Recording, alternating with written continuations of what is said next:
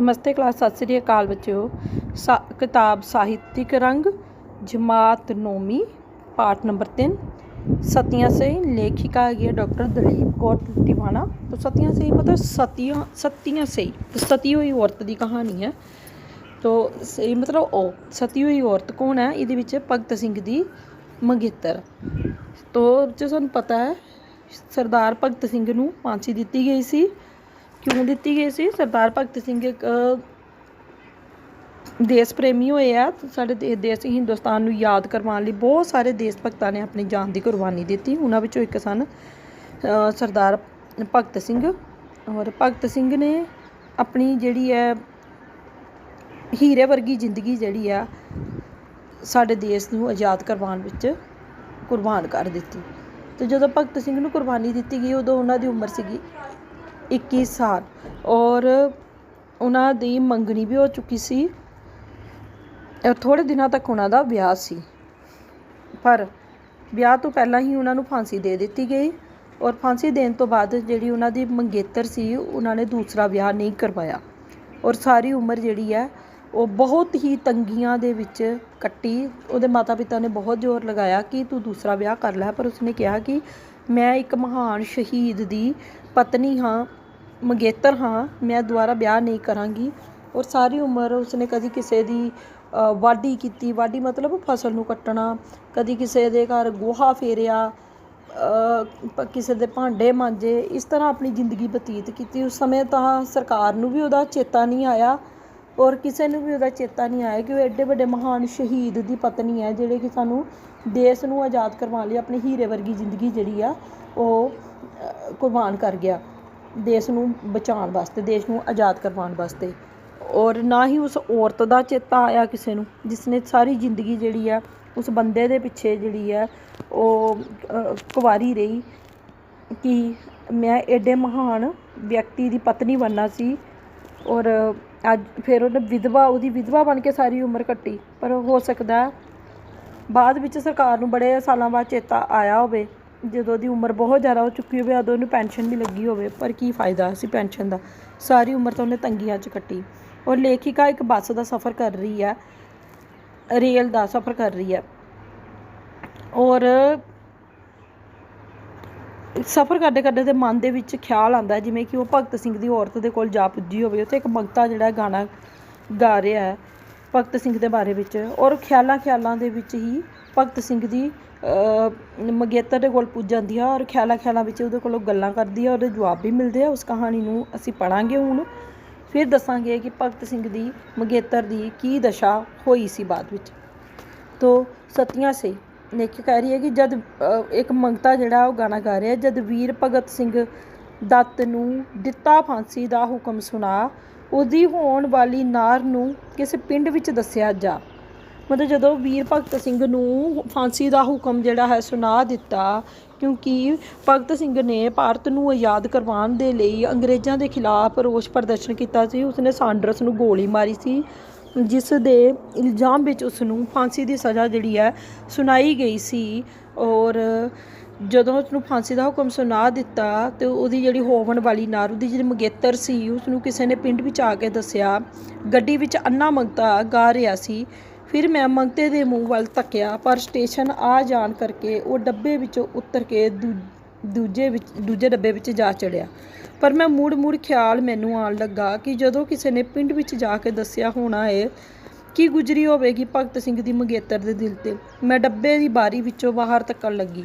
इउं लगदा सी जिवें सामने खेतां विच उगियां फसलां ते दरख्तां दीयां कतारां नठियां जा रहियां मतलब दौड़ियां जा रहियां हन। उन्नी ही तेज़ी दे नाल मेरे ख्याल भी दिमाग दे विचों नट्ठण लगे, दौड़न लगे। मेरी कल्पना दूर दिसदे तो भी दूर पिंडां विच कच्चे कोठे दे उत्ते बैठी चरखा कतदी एक सुनक्खी इस्त्री नूं लब्भण लगी। चुपचाप मैं उहदे मूँह वल तक्कण लगी। ख्यालां विच ही जिहड़ी लेखिका है ਉਹਦੀ मंगेतर दे कोल पुज जाती है।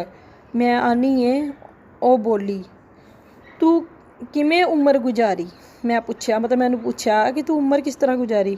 मैं ਉਹਦੀ ਇੱਜ਼ਤ ਦਾ ਪਾਸ ਸੀ, ਮਤਲਬ ਮੈਨੂੰ ਉਹਦੀ ਇੱਜ਼ਤ ਦਾ ਪਤਾ ਸੀ। ਲੋਕਾਂ ਦਾ ਕਹਿਣਾ ਸੀ ਕਿ ਭਗਤ ਸਿੰਘ ਦੀ ਮੰਗੇਤਰ ਏ, ਮੈਂ ਕਿਵੇਂ ਸਾਹਸ ਛੱਡਦੀ। ਕਹਿ ਰਹੀ ਹੈ ਕਿ ਮੈਨੂੰ ਵੀ ਪਤਾ ਸੀ ਕਿ ਮੇਰੀ ਉਮਰ ਜਿਹੜੀ ਹੈ ਉਹ ਸਾਰੀ ਪਈ ਹੋਈ ਸੀ, ਪਰ ਮੈਨੂੰ ਭਗਤ ਸਿੰਘ ਦੀ ਇੱਜ਼ਤ ਆਪਣੀ ਜਾਨ ਨਾਲੋਂ ਵੀ ਪਿਆਰੀ ਸੀ। ਲੋਕਾਂ ਨੇ ਕਹਿਣਾ ਸੀ ਕਿ ਭਗਤ ਸਿੰਘ ਦੀ ਮੰਗੇਤਰ ਹੈ, ਅਤੇ ਫਿਰ ਉਹ ਭਗਤ ਸਿੰਘ ਦੀ ਮੰਗੇਤਰ ਹੋ ਕੇ ਉਹਦੇ ਕੋਲ ਜ਼ਿੰਦਗੀ ਨਹੀਂ ਕਟੋਰੀ। ਕਹਿੰਦੀ ਮੈਂ ਕਿੱਦਾਂ ਸਾਹਸ ਕੱਢਦੀ, ਮਿਹਨਤ ਮਜ਼ਦੂਰੀ ਕੀਤੀ, ਲੋਕਾਂ ਦੀਆਂ ਕਪਾਹਾਂ ਚੁਗੀਆਂ, ਕੱਤਣਾ ਕੱਤਿਆ, ਪੀਹਣੇ ਪੀਠੇ, ਕੋਠੇ ਲਿੱਪੇ, ਘਾਹ ਖੋਤੇ ਅਤੇ ਡੰਗਰ ਤਪਾਇਆ। ਦੇਖੋ ਕਿੰਨੀ ਮੁਸ਼ਕਿਲ ਦੇ ਨਾਲ ਉਸ ਔਰਤ ਨੇ ਆਪਣਾ ਸਮਾਂ ਜਿਹੜਾ ਹੈ ਕੱਢਿਆ। ਕਿਉਂ ਤੇਰੇ ਮਾਪਿਆਂ ਨੂੰ ਤੇਰਾ ਖਿਆਲ ਨਹੀਂ ਸੀ? ਮੈਂ ਪੁੱਛਿਆ, ਲੇਖਿਕਾ ਨੂੰ ਪੁੱਛਦੀ ਕਿ ਤੇਰੇ ਮਾਪਿਆਂ ਨੂੰ ਤੇਰਾ ਖਿਆਲ ਨਹੀਂ ਆਇਆ? ਤਾਂ ਅੱਗੇ ਭਗਤ ਸਿੰਘ ਦੀ ਮੰਗੇਤਰ ਉਹਨੂੰ ਕਹਿੰਦੀ ਹੈ, ਕਿਹੜਾ ਸਾਲ 6 ਮਹੀਨੇ ਦੀ ਗੱਲ ਸੀ, ਮੈਂ ਉਹਨਾਂ 'ਤੇ ਬੋਝ ਬਣੀ ਰਹਿੰਦੀ। ਇਹ ਤਾਂ ਉਮਰਾਂ ਦੇ ਮਾਮਲੇ ਸਨ, ਨਾਲੇ ਉਹਨਾਂ ਨੂੰ ਹੁਣ ਪੁੱਛਣਾ ਸੀ ਜਿਹੜੇ ਆਪਣੇ ਫਰਜ਼ਾਂ ਵਿੱਚੋਂ ਹੀ ਛੱਡ ਗਿਆ ਸੀ। ਮਤਲਬ ਉਹਨੂੰ ਭਗਤ ਸਿੰਘ ਨੂੰ ਹੀ ਉਹਨਾਂ ਨੇ ਕੋਸਣਾ ਸੀ ਕਿ ਚੱਲ ਗਿਆ, ਅਤੇ ਜਿਹੜਾ ਆਪਣੇ ਫਰਜ਼ ਕੀ ਸੀ, ਉਹਦਾ ਵਿਆਹ ਕਰਨਾ ਸੀ ਉਸ ਸਮੇਂ। ਤੋਂ ਭਗਤ ਸਿੰਘ ਨੂੰ ਕੋਸਣ ਵੀ ਨਹੀਂ ਦੇਣਾ ਚਾਹੁੰਦੀ। ਤੋਂ ਕਹਿੰਦੀ ਹੈ ਕਿ ਤੂੰ ਸਰਕਾਰ ਕੋਲੋਂ ਮਦਦ ਮੰਗ ਲੈਣੀ ਸੀ। ਲੇਖਿਕਾ ਨੇ ਉਸਨੂੰ ਕਿਹਾ, ਕਹਿੰਦੀ ਮੈਂ ਉਦਾਸ ਹੋ ਕੇ ਉਸਨੂੰ ਆਖਿਆ, ਮੈਂ ਉਹਦੀ ਮੰਗੇਤਰ ਹੋ ਕੇ ਕਿਸੇ ਅੱਗੇ ਹੱਥ ਅੱਡਦੀ? ਇਹ ਮੈਥੋਂ ਨਹੀਂ ਹੋ ਸਕਿਆ। ਉਹਦਾ ਸਿਦਕ, ਉਸਦਾ ਸਾਹਸ, ਉਸਦਾ ਸਿਰੜ ਦੇਖ ਮੇਰਾ ਦਿਲ ਕਰੇ ਕਿ ਮੈਂ ਉਸ ਮਹਾਨ ਔਰਤ ਦੇ ਪੈਰਾਂ ਨੂੰ ਛੂਹ ਲਵਾਂ। ਉਮਰ ਦੀ ਛਿੱਲੜ ਲਾਹ ਉਹ ਪਰ ਜਵਾਨ ਕੁੜੀ ਮੇਰੇ ਯਾਦ ਵਿੱਚ ਉਗੜ ਖਲੋਤੀ। ਸੁਣਿਆ ਏ ਉਸਦੇ ਪਿੰਡ ਉਹਦੀ ਯਾਦ ਮਨਾ ਰਹੇ ਨੇ, ਤੂੰ ਜਾਏਂਗੀ? ਮੈਂ ਪੁੱਛਿਆ, ਮੈਂ ਉਹਦੇ ਪਿੰਡ ਭਲਾ ਮੈਂ ਕਿਵੇਂ ਜਾ ਸਕਦੀ ਹਾਂ?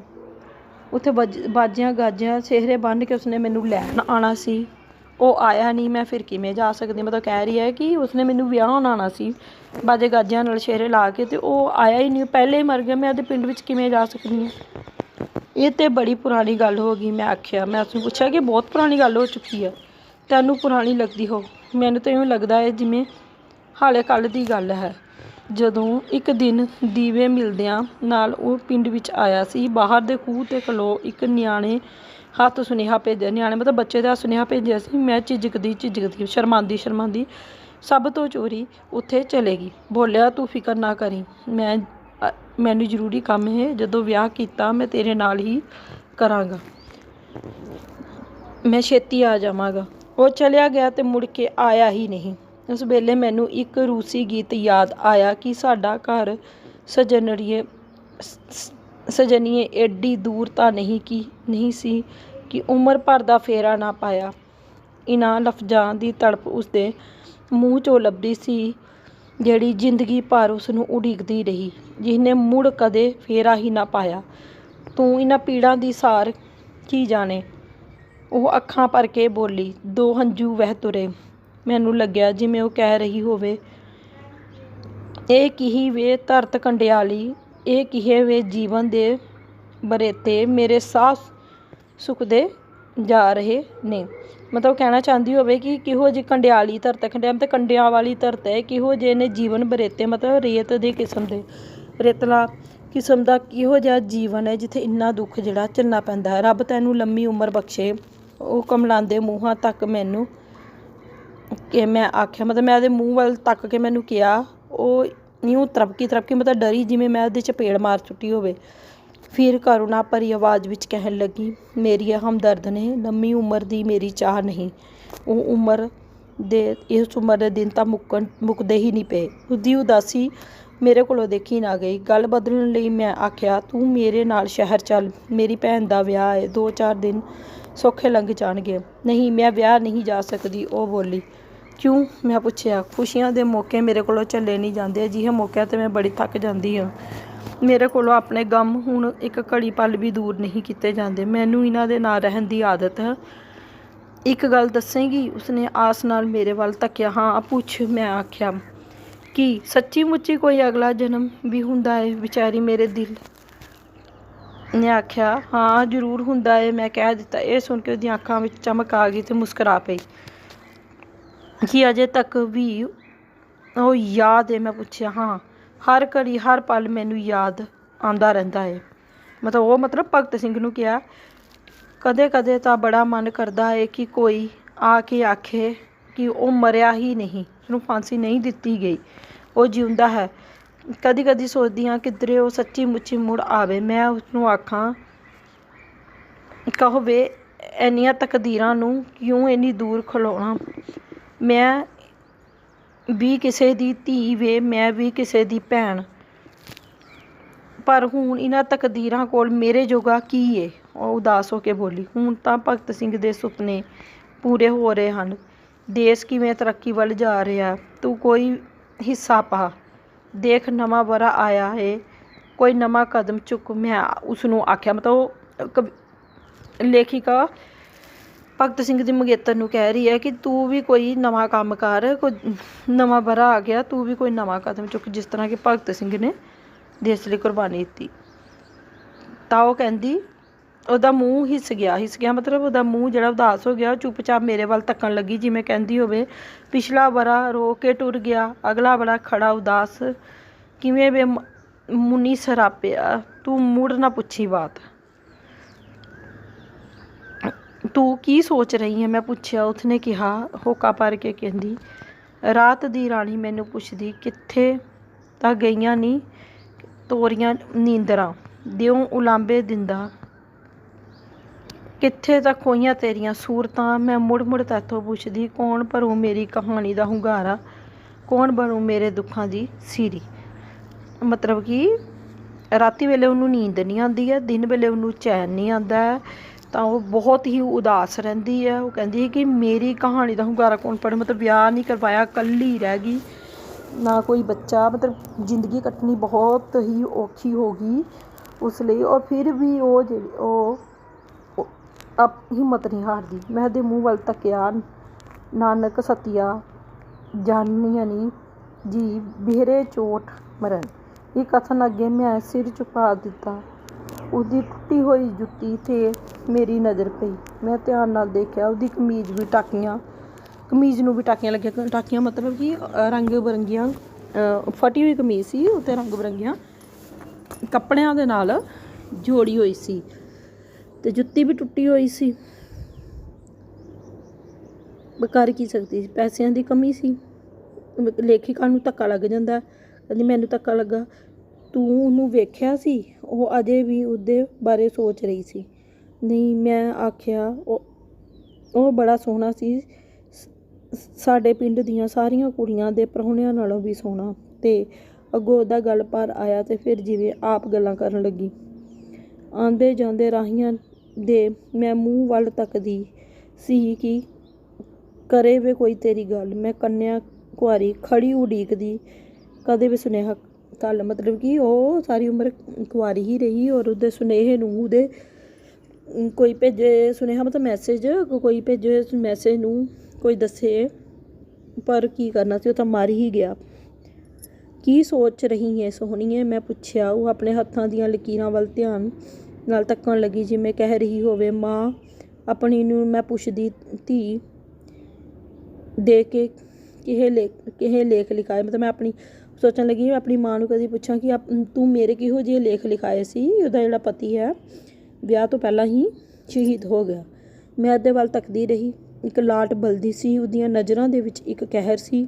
ਉਹ ਤੱਕਣੀ ਸੀ, ਮੈਨੂੰ ਲੱਗਿਆ ਜਿਵੇਂ ਉਹ ਇੱਕ ਨਾਗਣ ਬਣ ਕੇ ਫੁੰਕਾਰ ਰਹੀ ਹੋਵੇ, ਭਗਤ ਸਿੰਘ ਦੇ ਕਾਤਲਾਂ ਨੂੰ, ਜਿਵੇਂ ਉਹ ਬਸ ਡਸ ਲੈਣਾ ਲੋਚਦੀ ਹੋਵੇ, ਜਿਵੇਂ ਸਭ ਕੁਝ ਭੰਨ ਮਰੋੜ ਮਸਲ ਦੇਣਾ ਚਾਹੁੰਦੀ ਹੋਵੇ। ਫਿਰ ਉਸ ਪਲਕਾਂ ਝੁਕਾ ਲਈਆਂ, ਜਿਵੇਂ ਕਹਿੰਦੀ ਹੋਵੇ, ਮੈਂ ਭਲਾ ਕੀ ਕਰ ਸਕਦੀ ਹਾਂ, ਤੂੰ ਨਿਰਾਸ਼ ਨਾ ਹੋ। ਭਗਤ ਸਿੰਘ ਸਿਰਫ ਤੇਰਾ ਹੀ ਨਹੀਂ ਸੀ, ਉਹ ਸਾਡਾ ਸਾਰਿਆਂ ਦਾ ਸੀ। ਉਸਦੀ ਮੌਤ ਦਾ ਦੁੱਖ ਤੈਨੂੰ ਹੀ ਨਹੀਂ, ਸਾਰੇ ਦੇਸ਼ ਨੂੰ ਹੈ। ਅਸੀਂ ਉਹਨੂੰ ਭੁੱਲੇ ਨਹੀਂ, ਸਾਨੂੰ ਵੀ ਯਾਦ ਏ। ਇਹ ਸੁਣ ਉਹਦੀਆਂ ਅੱਖਾਂ ਭਰ ਆਈਆਂ ਅਤੇ ਹੰਝੂ ਮਤਲਬ ਅੱਥਰੂ ਘੇਰੇ। ਉਹ ਮੇਰੀ ਕਲਪਨਾ ਵਿੱਚੋਂ ਮੁੜ ਚੱਲੀ।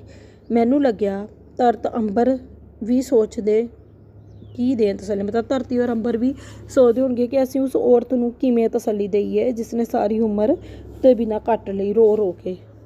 ਇੰਨੇ ਨੂੰ ਇੱਕ ਝੂਟੇ ਨਾਲ ਗੱਡੀ ਸਟੇਸ਼ਨ 'ਤੇ ਆਣ ਖੜੀ ਹੋਈ। ਉਹ ਮੰਗਤਾ ਫੇਰ ਡੱਬੇ ਵਿੱਚ ਆ ਕੇ ਗਾਉਂਦਾ, ਜਦੋਂ ਗਾਉਂਦਾ ਜਾ ਰਿਹਾ ਸੀ, ਜਦੋਂ ਵੀਰ ਭਗਤ ਸਿੰਘ ਦੱਤ ਨੂੰ ਦਿੱਤਾ ਫਾਂਸੀ ਦਾ ਹੁਕਮ ਸੁਣਾ ਦੀ ਹੋਣ ਵਾਲੀ ਨਾਰ ਨੂੰ ਕਿਸੇ ਪਿੰਡ ਵਿੱਚ ਦੱਸਿਆ ਜਾ। ਮਤਲਬ ਇਹ ਸੀ ਬੱਚੋ ਕਹਾਣੀ। ਔਰ ਇਹਦੇ ਵਿੱਚ ਭਗਤ ਸਿੰਘ ਦੀ ਔਰਤ ਦਾ ਇੱਕ ਸੰਤਾਪ ਜਿਹੜਾ ਕਿ ਸਾਰੀ ਉਮਰ ਉਹਨੇ ਜਿਹੜਾ ਦੁੱਖ ਭੋਗਿਆ ਉਹਦੇ ਬਾਰੇ ਵਿੱਚ ਦੱਸਿਆ ਹੋਇਆ ਹੈ ਕਿ ਜ਼ਿੰਦਗੀ ਕੱਟਣੀ ਉਹਦੇ ਵਾਸਤੇ ਕਿੰਨੀ ਔਖੀ ਹੋ ਗਈ। ਔਰ ਸਾਡੀ ਸਰਕਾਰ ਨੂੰ ਜਾਂ ਕਿਸੇ ਹੋਰ ਨੂੰ ਵੀ ਖਿਆਲ ਨਹੀਂ ਆਇਆ ਕਿ ਐਡੇ ਮਹਾਨ ਮਨੁੱਖ ਨੂੰ, ਜਿਹਨੇ ਸਾਡੇ ਵਾਸਤੇ ਐਡੀ ਵੱਡੀ ਕੁਰਬਾਨੀ ਦਿੱਤੀ, ਉਹਦੀ ਔਰਤ ਨੂੰ ਸਨਮਾਨ ਹੀ ਦਿੱਤਾ ਜਾਵੇ, ਉਹਦੀ ਔਰਤ ਨੂੰ ਕੋਈ ਪੈਨਸ਼ਨ ਹੀ ਲਗਾ ਦਿੱਤੀ ਜਾਵੇ। ਬਾਅਦ ਵਿੱਚ ਕਿਤੇ ਚੇਤਾ ਆਇਆ ਹੋਏਗਾ, ਲਗਾਈ ਹੋਏਗੀ, ਸਾਰੀ ਉਮਰ ਬੀਤ ਜਾਣ ਤੋਂ ਬਾਅਦ ਵਿੱਚ, ਪਰ ਕੀ ਫਾਇਦਾ। ਇਸ ਤਰ੍ਹਾਂ ਨਹੀਂ ਹੋਣਾ ਚਾਹੀਦਾ। ਹੁਣ ਤਾਂ ਬੜਾ ਕੁਛ ਕਰ ਦਿੱਤਾ ਹੋਇਆ ਸਰਕਾਰ ਨੇ, ਪਰ ਪਹਿਲੇ ਸਰਕਾਰ ਨੂੰ ਇਹਨਾਂ ਗੱਲਾਂ ਦੇ ਬਾਰੇ ਵਿੱਚ ਯਾਦ ਨਹੀਂ ਸੀ। ਜਿਸ ਇਨਸਾਨ ਨੇ ਆਪਣੀ ਪੂਰੀ ਜ਼ਿੰਦਗੀ ਕੁਰਬਾਨ ਕਰਕੇ ਸਾਨੂੰ ਇੱਕ ਆਜ਼ਾਦ ਜ਼ਿੰਦਗੀ ਦਿੱਤੀ ਹੈ, ਹਿੰਦੁਸਤਾਨ ਦੇ ਲੋਕਾਂ ਨੂੰ ਯਾਦ ਕਰਵਾਇਆ। ਔਰ ਉਸ ਔਰਤ ਦਾ ਜਿਹੜੀ ਉਹਦੀ ਮੰਗੇਤਰ ਸੀ ਉਹਦਾ ਸਨਮਾਨ ਹੋਣਾ ਚਾਹੀਦਾ ਸੀ। ਧੰਨਵਾਦ।